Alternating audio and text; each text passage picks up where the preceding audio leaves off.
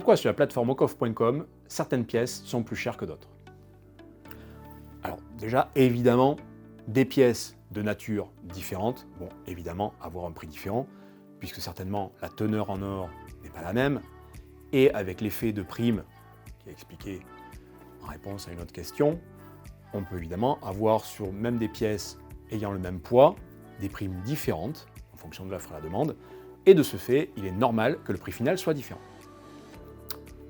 Par contre, vous pouvez aussi voir que sur des mêmes catégories de pièces qui sont strictement identiques, exemple, un même Napoléon 20 francs, Marianne Koch, Liberté, Égalité, Fraternité, qualité SPL, qui est une des pièces les plus visibles sur notre plateforme avec les verres à valeur, vous n'allez pas comprendre pourquoi, des fois, et même souvent, sur ces mêmes pièces, vous avez des prix différents.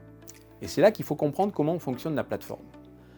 La plateforme ocoff.com a d'abord été pensée pour être un lieu virtuel où ses utilisateurs s'achètent et se vendent entre eux avec l'intermédiaire d'ocoff.com.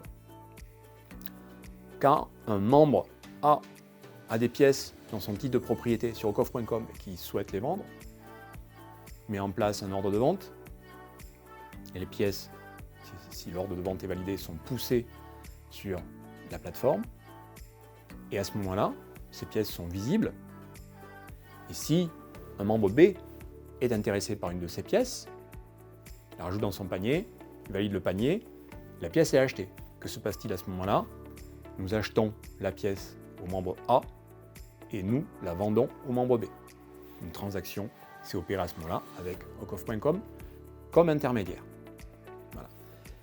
Mais là, ça veut dire que le membre A avait fixé à la base le prix de sa pièce. Et c'est aussi ça d'ailleurs la force de ocoff.com, c'est que vous êtes libre de choisir le prix de revente de vos produits.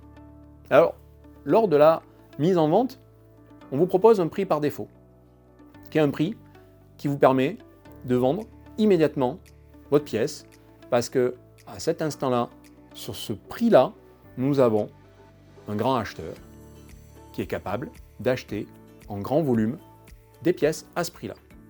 Mais si ce prix ne vous convient pas, vous pouvez librement le modifier et vous confronter à l'offre et la demande. Et c'est là que l'on voit évidemment apparaître donc des disparités sur la plateforme des pièces en vente. Parce que pour 10 pièces en vente, potentiellement, on a 10 vendeurs et donc potentiellement 10 prix. Et pourtant, c'est la même typologie de pièces. Et donc là, vous, en tant qu'acheteur, très basiquement, que faire? Dirigez-vous vers le prix le moins cher. Dans une même catégorie, rien spécifiquement ne va distinguer une pièce d'une autre, peut-être éventuellement le millésime, et ce n'est pas toujours le cas. Mais si vous n'êtes pas spécifiquement attaché à un millésime, à un atelier, mais plutôt strictement à un type, par exemple de la Marianne Koch, prenez la moins chère, très simplement. Et pour aider dans ces choix, ce que l'on met en place sur les pièces les plus connues, c'est ce que l'on appelle les précommandes. Et là, les précommandes, c'est un petit peu particulier, puisque vous achetez directement à Ocoff. Et en achetant directement à Ocoff, vous pouvez à ce moment-là avoir une idée de quel est le prix normal du marché.